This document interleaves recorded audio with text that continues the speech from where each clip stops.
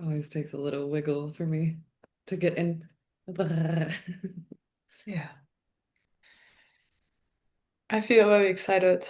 Um, I've felt excited. I've been feeling excited for quite a while, working on this new body of work, I think I would call it. Like there's been something cooking between us for a while and it's starting to really take shape. And um, yeah, like a lot of new ways of understanding our work has come out of that I feel quite excited about speaking into.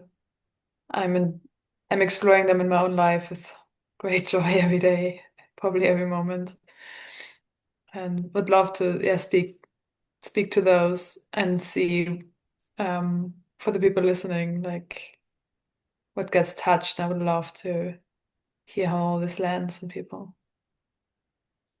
And yeah, for people to also get a sense of what it is that we are offering in our retreat and our courses and working with us.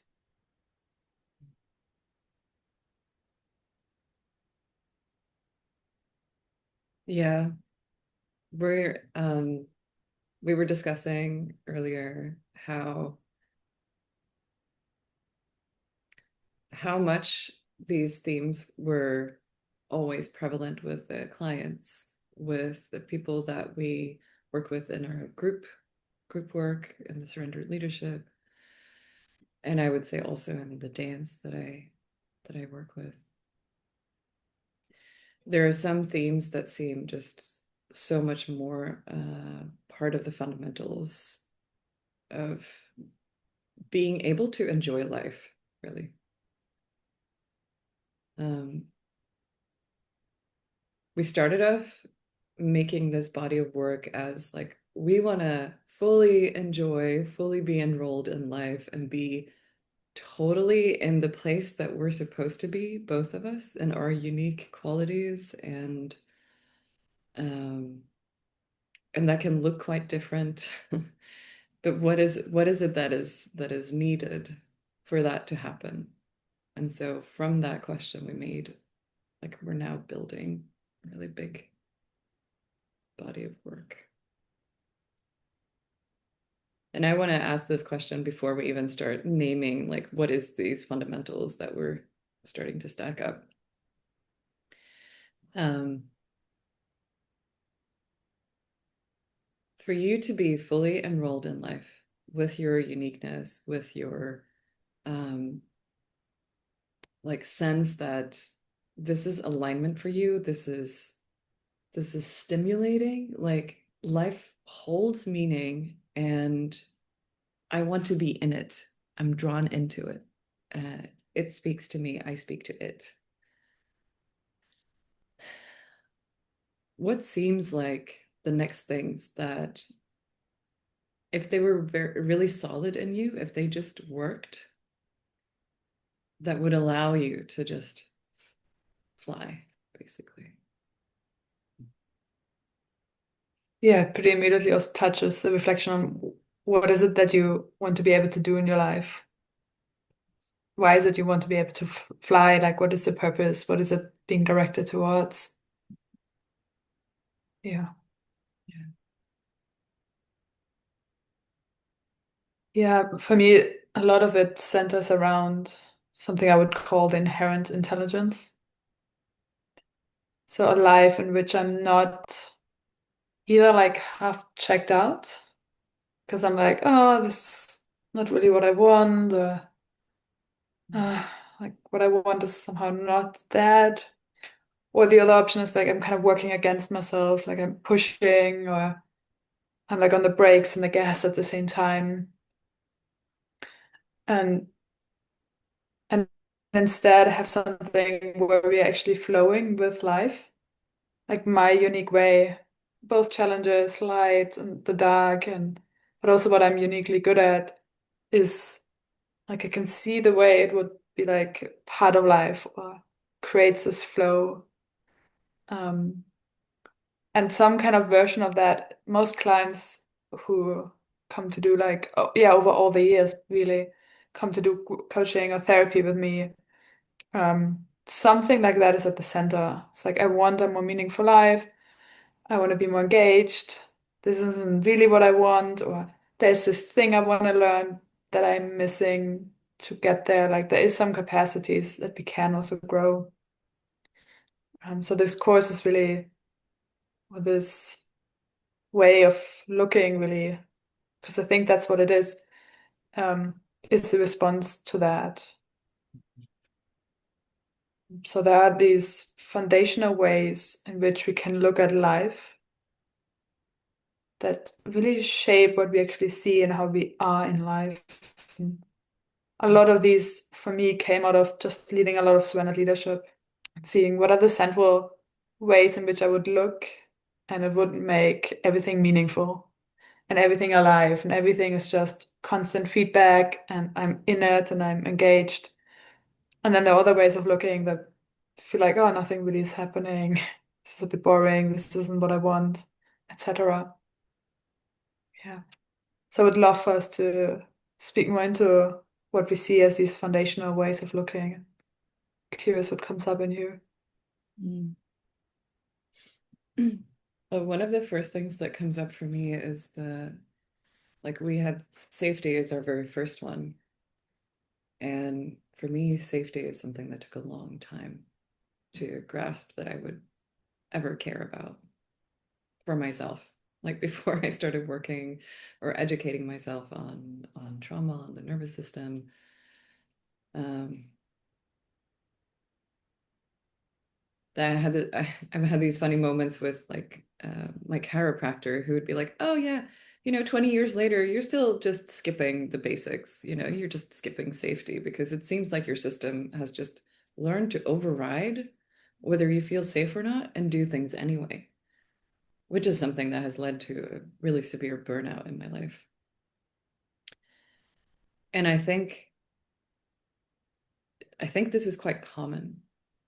I think it is common to not respect or understand how vital safety, the sense of safety, like embodied uh, animal safety, how much things comes online, how much creativity happens just by us feeling safe, or even just energy flowing through.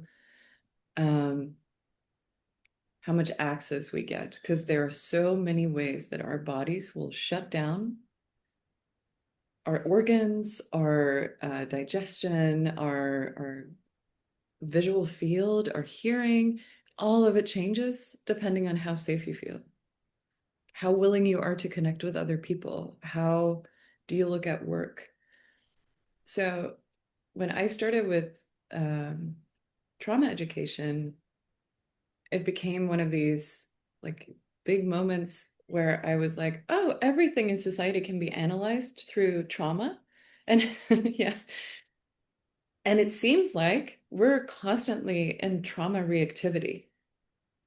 And I don't think we're going to go super deep into explaining that. Like, that will be a note that we put on a different video. But it's quite a big thing to have that view where like, oh, I want to I want to become this thing in my life because I want to run away from this thing that happened in my childhood. So I'm constantly with a gun in my back, Yeah. and it doesn't it doesn't the thing that I want, it doesn't actually resonate. It's just the opposite of what I didn't want. Yeah. So like that is the first thing that comes for me. Yeah, and it immediately touches like my own pattern. I can see like it's been so meaningful seeing, oh, I'm on a very subtle level. Where is it that I'm still fighting something because I had to fight something when I was younger?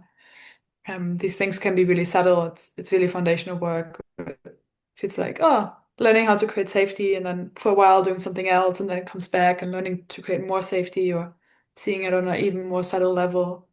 So a lot of these ways of looking or ways of working also just they keep coming in waves, and my experience always pays off to go deeper there. And yeah, even that we could just record a very long video on also what happens if you see everything through the lens of trauma, what gets lost as well, and why isn't that necessarily a good idea?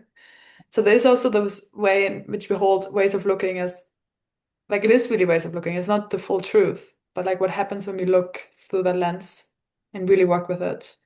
And every single client in my experience had to work on some level of safety or fundament grounding. So it's really rooting. It's a Mhm. fundament in the body, even like how do you physically stand? Yeah. Do you feel safe in the world? Can you take space? All those themes really. Yeah.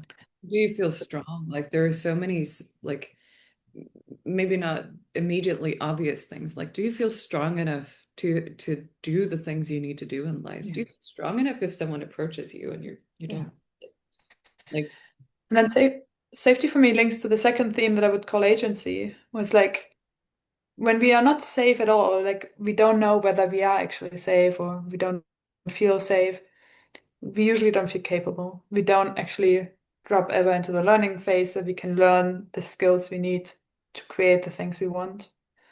So safety is there because when safety is really online, also agency starts coming online. So agency is a way of looking that inherently I, as a being, I am an agent.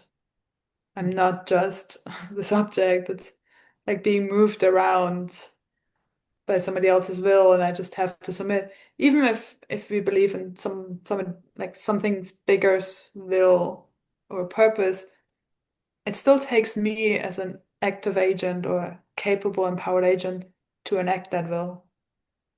Um, so it's really becoming aware of my own agency and where I'm maybe shying away.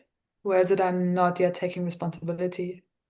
Where is it I think, oh, I'm being put in a situation? Or this is quite common, for example, I think with burnout and stress, as people um, see the structure.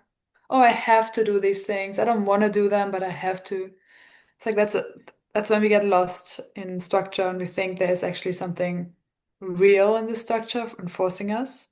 Or I just have to do all these things, which isn't actually fully true. Like there isn't actually literally anything you have to do. There isn't anything real that is actually completely real forcing you that you can't be changed. So it's really learning that whatever it is we are doing, we actually choosing that. Um, and whatever situation I created for myself, so whatever situation I'm in, I have also created. And then when I take responsibility for that, and that's usually quite confronting, really, because all our shadow is there as well, then it also starts giving me the power or the skills, or I'm learning to realize I need skills to change it. But it's really the route towards purposeful, aligned, basically the life we actually want. yeah. And I think there's an example that comes up for me around that is like the overlap between safety and agency. I I'm imagining most people haven't experienced it that are watching this, but I'm sure you still know that let's say there is a big nature catastrophe or something happens in the city and people start shooting or something. If you have been in that situation and your agency is like, okay, I got to get a grasp of what's going on so that I can make the right action. Should I run that way? Should I hide? Should I, what is up? But faster than you can think that for most people, if people start running in one direction, our bodies are just going to turn and we're running, even without, having a single thought or activation. It feels agentic. We just get sucked into the herd. And that is an unbelievable experience of watching your own body run and act without thinking. And And I'm seeing the parallel in like today's everyday life. How many people are in this wheel of like, oh, I have to do this, and like this almost like burnout, social pressure, like because everyone is in this pace. And I can hear your background in martial arts and oh, it is actually possible to be agentic and yeah, react responsive, but centered in Exactly. So there are small versions of this that we do. We are herd animals. We are, or well, maybe not necessarily always herd, but we're definitely like connected to each other, and we're going to talk about that too. Um, and within that, even though there is an extremely strong physiological response of running if the others are running, or uh, being in the money wheel if others are doing that, or what have you, you can actually learn to be with your physiology and your nervous system in such a way that that is happening.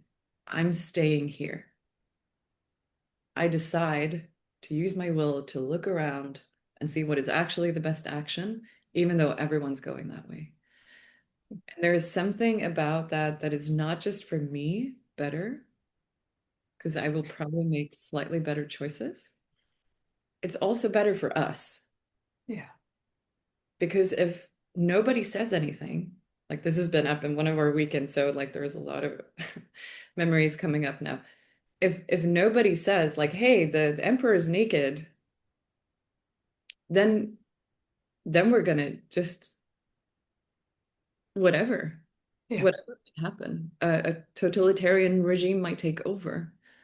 Like that's the extreme of it. But Yeah, um, but wanting an awakened collective that requires awakened individuals who, and yes. awake in the sense I use here, to be able to wake up to your agency and see that it's not just structures and you're just not just an object being moved around. This pretty neatly for me ties up to the third way of looking, like the perspective of wholeness. And I've already like started to go into it in the sense that when I realize I'm agentic, like I'm living through here, basically that's felt sense. I'm also starting to see that there are things that I seemingly didn't choose in my life. Oh, I keep getting into this situation. I think the biggest example is like um relational conflict or dating. People are like, oh, why do I always end up with these unavailable people or something like that? Or with a partner that doesn't actually really want what I want or who rejects me or whatever really it is. I think a lot of people probably have experienced this. So patterns repeat, and I just make it really, really clear that, okay, I keep ending up in this situation. Obviously, not everyone ends up in this situation. So there is something in me specifically that chooses this. And maybe I hate this situation and apparently I don't want to be in. But then we look deeper. It's like, well, you do end up in this situation. So what part of you is actually choosing this or is even creating this? Mhm. And likely that's in the shadow, that's unowned yet, that's not integrated yet. But there's so much energy, is my experience, to get from integrating that, becoming more whole. So I'm not working as much against myself. I'm not as like scattered, but I'm experiencing that I'm a whole thing. I'm experiencing much more energy because what I want, I'm actually becoming more conscious of what I want and integrating the unconscious ones as well or needs. I can take care of those in a better way so that I don't have to meet my needs in these tricky, like bit dirty ways. Um, Great benefit, like just so much energy and so much more alignment. And a very direct way of working with the unconscious. Yeah, very direct. It's almost like when you have this way of interpreting dreams that in the dream, everybody you see in the dream, it's me. So Everything, even. everything, exactly, every object or non-object if you're beyond objects, which some of us are sometimes. Um, but there's even I'm going somewhere. Like wholeness is not just the, say, internal family systems, which is like really helpful way of looking at parts, for instance, there's so many subtle ways of looking at it, like wholeness in terms of life, for example. Am I exercising? Am I eating well? Am I like having the job I want? Like the whole spectrum of things that exist in life. How am I in that ecology? And Yeah. some of us will skip some steps. For me, for example, I skipped the social step for a long time until I was 20, believe it or not. For those of you who know me, social is like overcrowded. um, but I was just not interested in other humans. They were, I had all Yeah. kinds of judgments of them. But what I did would be that I had a few people around me who knew a lot of other people. So I didn't have to take care of it myself. I basically like outsourced my need for any social interaction to those stations. And the same went um, for a while, I was always attracted to people who were artists or performers. And I realized that, oh, I'm outsourcing that. So I get a little bit closer to performing, but it's actually my wish to be in the performance area. So I have to own that. Yeah. Yeah, I love that aspect of integrating and also what you spoke into the different realms, like the physical, the psychological, emotional, spiritual, whatever else.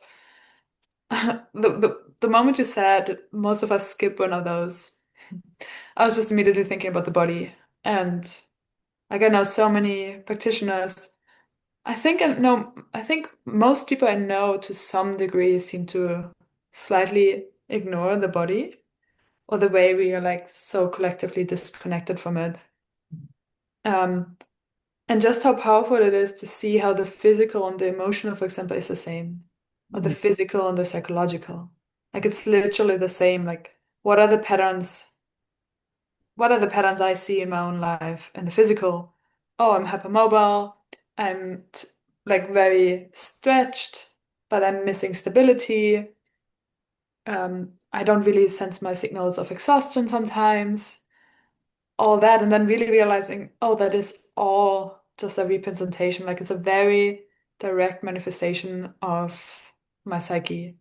Mhm. And I can learn so much by acknowledging that, especially since in the psyche, I think we are used to, like emotionally, we can control ourselves.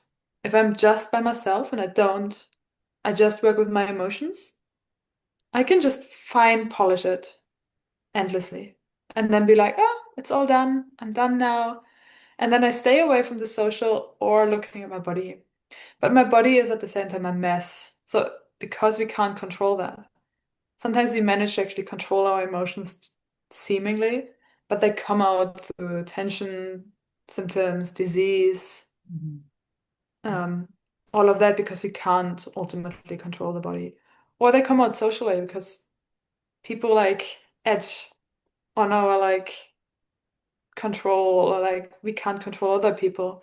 So these two, like the social, interpersonal, relational, and the physical are like really powerful tools of working with us and really staying in the realization that it's we can't actually control. Um, so that's where health, for example, really comes in. It's like we want we want to work on integration, like somebody who's holistically like I worked for a long time on my emotions and in my personal relationships, but at some point I just felt so tired of not feeling strong physically. Because and then when I started to gain strength and somatic experience and foundations like learning how to walk and breathe and digest properly, it would fuel all these other realms so incredibly much as well. Like there's these insights you can just transfer between those different realms. Oh, I feel excited. I could go on for this Yeah. with it forever. And this is also part of why we want to work with people, just because it's so insightful experiencing how other people make sense of these things. And we learn so much just by observing them. And Mhm. yeah. Yeah, I have. I have a lot around embodiment and the body as well. Like I think I want to make two footnotes to begin with. And one of them is there is a risk when looking at embodiment in the way that we do, like, oh, the body kind of keeps the score as a reflection, and like it's the risk is that you start blaming people for how their genetics are, or for how like this essentialist way of like, oh, but if your face looks like this, then basically you have this kind of psyche. I don't, what is this? This is like racist phrenology, like all of these things. That's not where we're going. That's not where we're going at all. But the way that things get stuck in the body, like survival stress, or like with the genetics that you have, or with the injuries that you've had, like you're always building on what is already there. So there are things that are uncontrollable, like you say. The body always speaks the truth. It cannot, well, truth with modification. The body can be very good at masking, obviously. Yeah. Uh, but the Which way is also the truth, right? Like needing to it's mask. the truth. Exactly. But I want to give an example. So there are ways in which if I feel ashamed for myself, for example, I give this example to clients often. If I feel ashamed, what is the body posture of shame? Like it's something like this. My shoulders are a little forward. I feel my diaphragm is not moving so much, which is here. It's down in the middle of the torso. And my head is a little bit like tucked in. I get just I want to disappear a little bit. So you can even try it while I'm showing it. And so You're like shrinking in size. So yeah. So if I stay in this position, if I stay in this position for 10 years, what would it do? If you just sense into your tissues, if I keep breathing like this, if I keep moving like this, what happens to my back? What happens to my spine? What happens to my neck? And shame is also, it's not just an emotion, it's an autonomous reaction in the nervous system. It's part of how we embody freeze in our system. So you can't just go like, I'm gonna stretch out, because then you have both this and you have the compensation. So suddenly you have what do you call that in English? When one team pulls the rope and the other team pulls the other end of the rope, and you just so you have that in your body. So suddenly you're even more locked in, and it becomes very stiff. The tissue doesn't move. So once you get the safety of being able to just feel your shame and move with that and start opening, like the reason why it's so important to feel your sensations and to be inside of the body and to introspect and to move is because it's really hard to discover these things without sensing them, because they get built in after 10 years. yeah. But when you start And it's sensing, also yeah, it's then because we don't actually want to approach it with forcing ourselves out of it or exactly. changing it with force, but like very gently feeling it, feeling our own doing in it. In my world, it always comes with feeling what needs it's actually fulfilling or I'm trying to fulfill. And Yeah. then very gently, as we bring awareness there, it starts to actually, it's like, oh, I don't actually think I need to tense up in that way anymore. And it starts to relax a bit, but it's not because I'm trying to relax it or I'm forcing it in any way. So this is obviously where our circling practice and Swana leadership comes in strongly, just meeting it with awareness instead of, oh, now I need to learn to also, and just stacking more things on top of something that fundamentally doesn't actually work.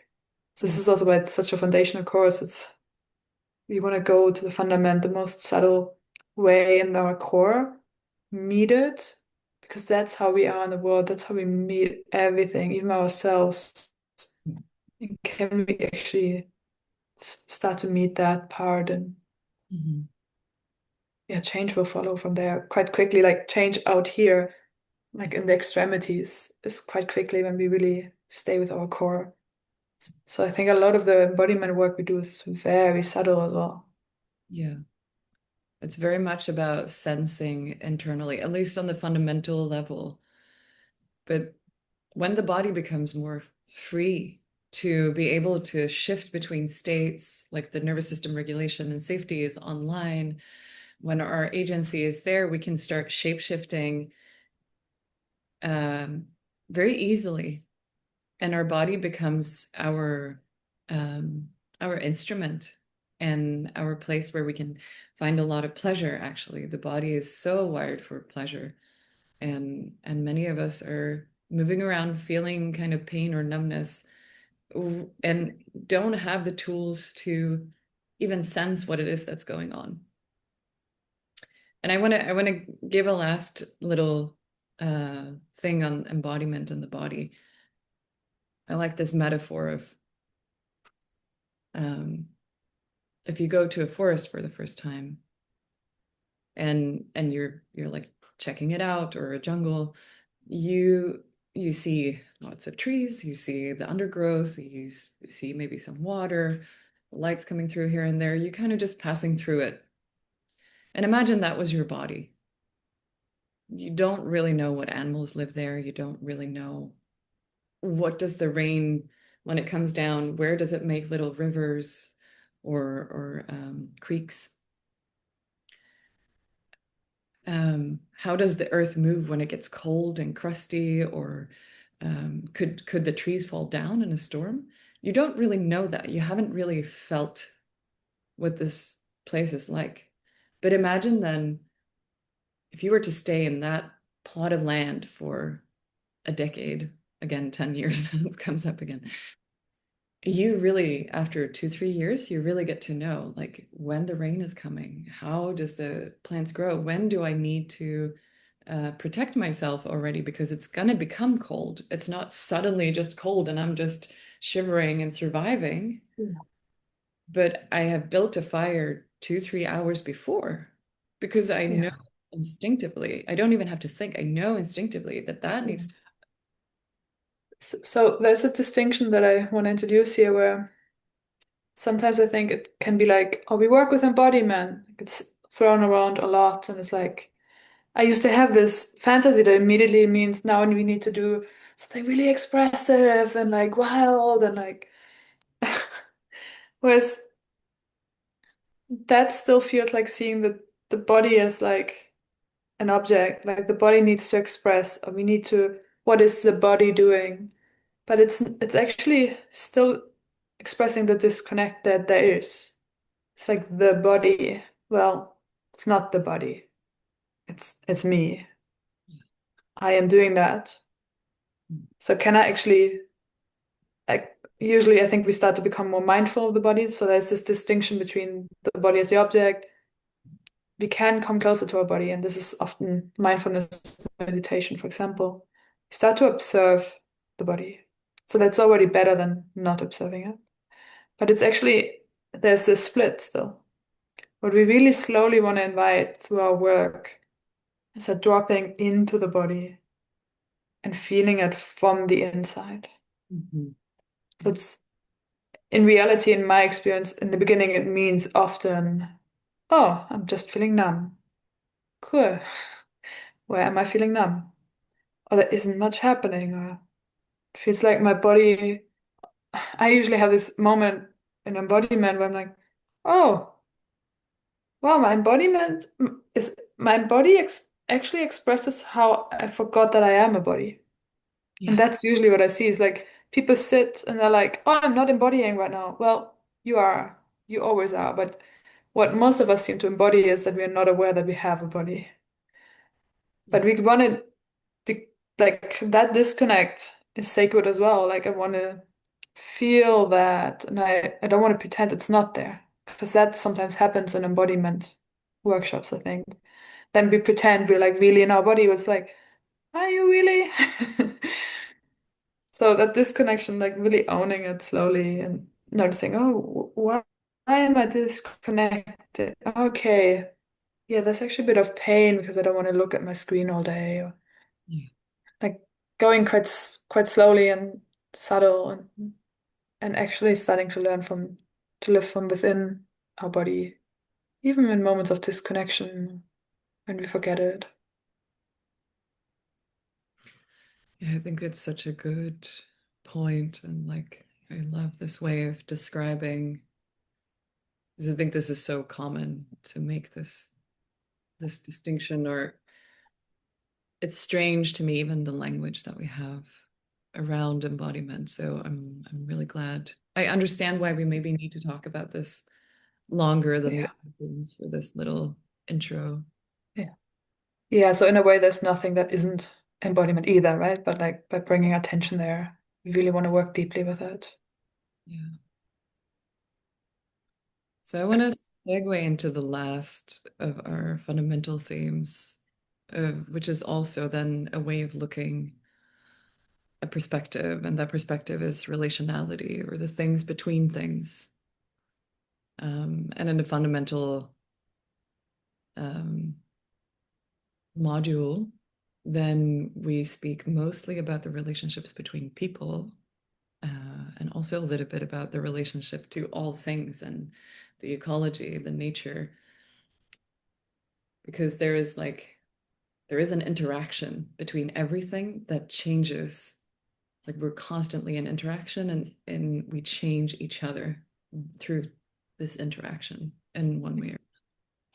So it speaks to the systemic, and I would actually love for you to speak a bit more. Like we've both noticed that this seems really central. Like both of us have done so many like group constellation work, like in Swana leadership and um, relational work.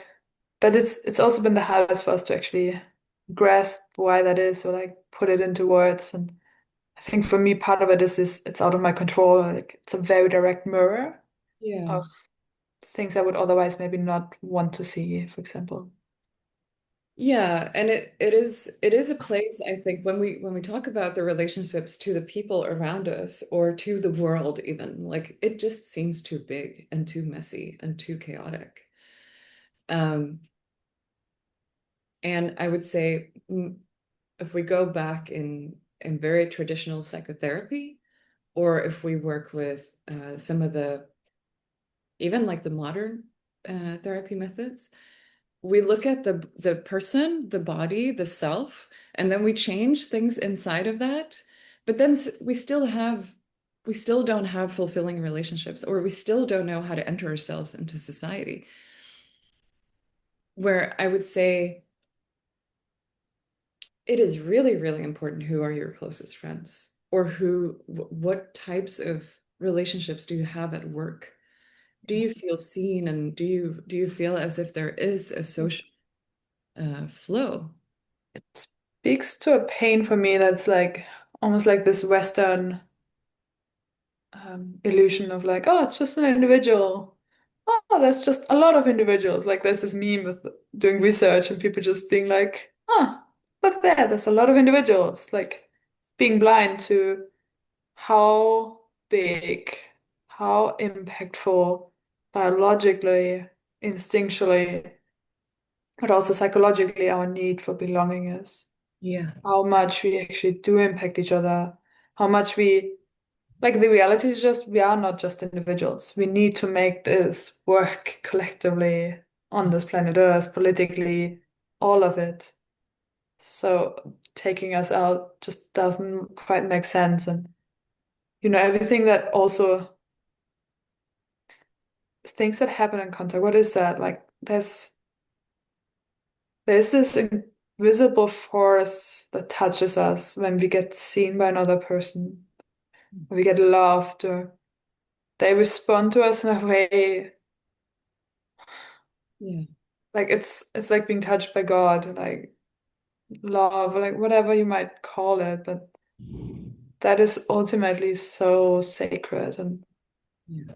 it's really wanting to acknowledge that we're not just individuals. Like it doesn't even make sense. Why would we ever even think? Like I think developmentally there's a stage where that's really healthy to be like, I'm an individual. I have agency. That's basically what needs to come out of that developmental stage. But let's go back to the agentic beings that create a whole. Yeah. Yeah, exactly. It's a really important point, this thing of like we have to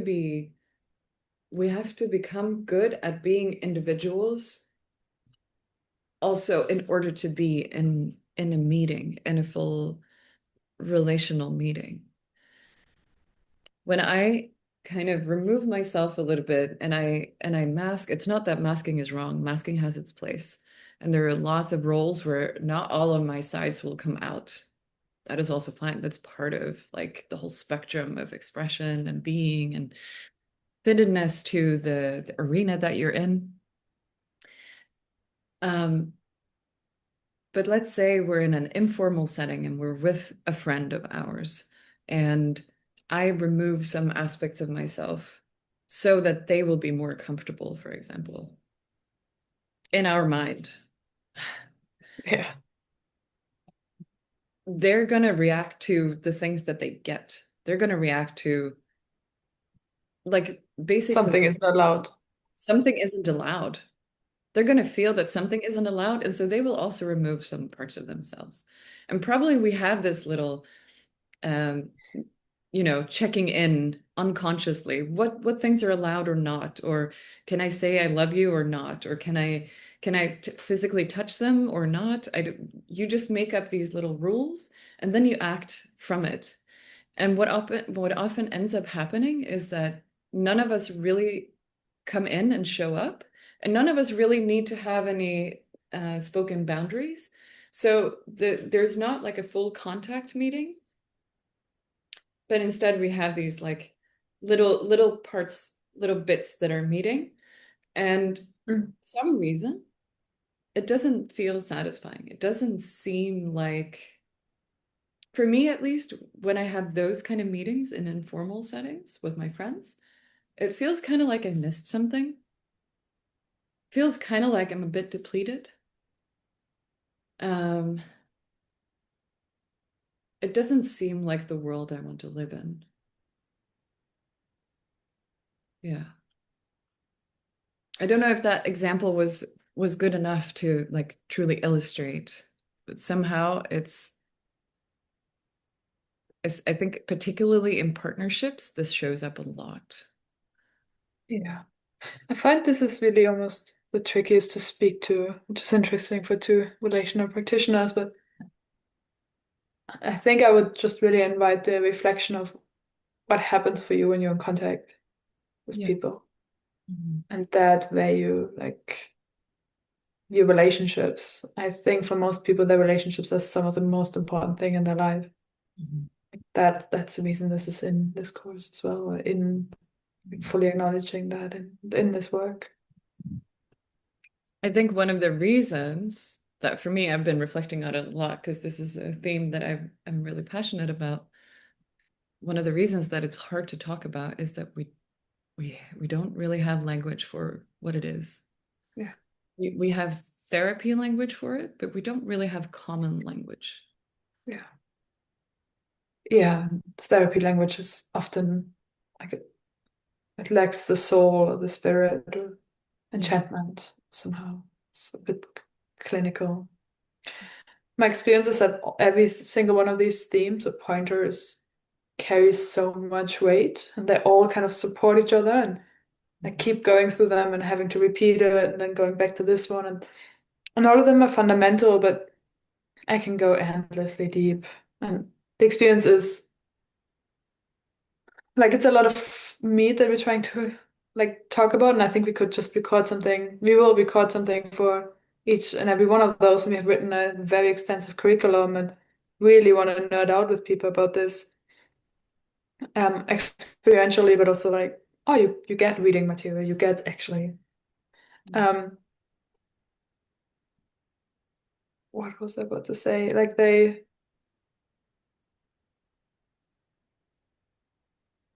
did I forget it now? My experience is that when I have these ways of looking, everything becomes alive because everything. is mirroring me. So it becomes relevant. So I start paying more attention to. I don't feel like a victim anymore, but I'm like, wow, okay, I'm in this situation. It's not quite what I want, but like, how interesting that I ended up here. Like, what is actually happening? At the same time, I'm in my body, moving as my body, and I'm like, wow, okay, I don't feel very alive, or I feel tense here. Huh, it seems like my digestion isn't working.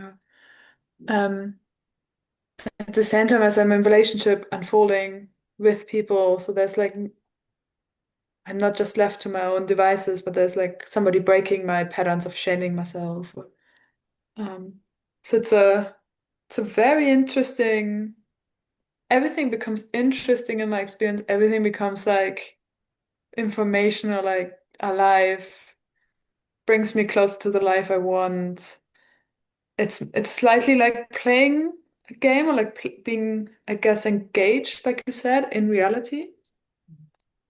And it's just I love it, and I wanna go here with more people in individual sessions in the course. Like this is just covering these ways of looking can take one so incredibly deep, Yeah.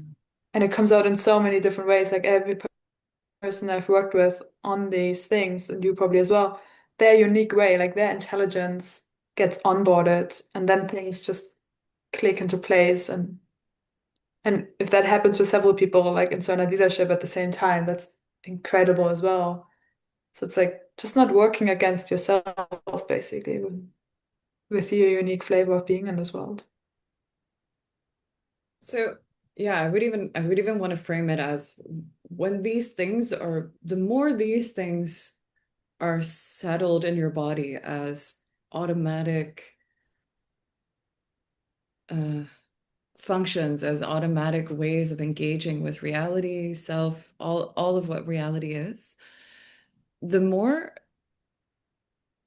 um the more the whole being just starts learning things all the time. It stops being a stagnant crystalline like form, and it starts being something that heals itself because it kind of just has an instinct that, oh, now I should move this way. Oh, then it works on my shoulder. Oh, then I also feel that I could turn my head a little more when I'm in the social field, and I can express differently. And my relation, like there is a way in which and I think you as well, we just want people to be able to play and work and heal themselves in any setting, and to become self Yeah. is just the most normal, natural thing that there is. This is what you see animals in nature do. They get injured, they things happen to them, there's a nature catastrophe, and somehow they find ways of functioning very quickly and even thriving. And that would be, That's yeah. I love that description. This is basically it. And I wonder if other people feel as excited, like as we are, and maybe also not. Like I'm really curious how this lands.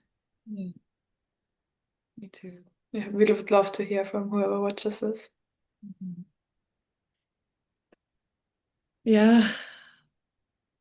So much for 20 minutes. It's pretty good. So thank you so much for watching this. And yeah, see you soon back with love feedback in any shape or form. Thank you, Mareike. Thanks, Navi.